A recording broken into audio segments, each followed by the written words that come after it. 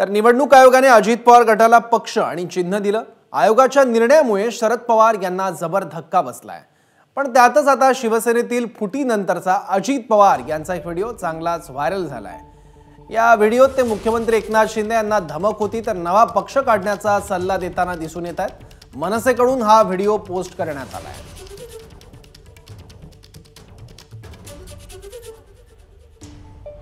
हे जरी निवडणूक आयोगाने दिलेलं असलं तरी जनतेला पटलंय का याचाही विचार झाला पाहिजे।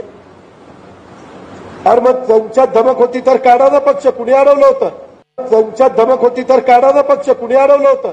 अरे ज्यांच्या वडिलांनी पक्ष काढला, ज्यांच्या वडिलांनी पक्ष वाढवला, जो पक्ष त्या शिवाजी पार्कला काढलेला महाराष्ट्राच्या सर्वदूरपर्यंत पोहोचवला, त्यांचाच पक्ष काढून घेतला, त्यांचं चिन्ह काढून घेतलं। एबीपी माझा, उघडा डोळे बघा नीट।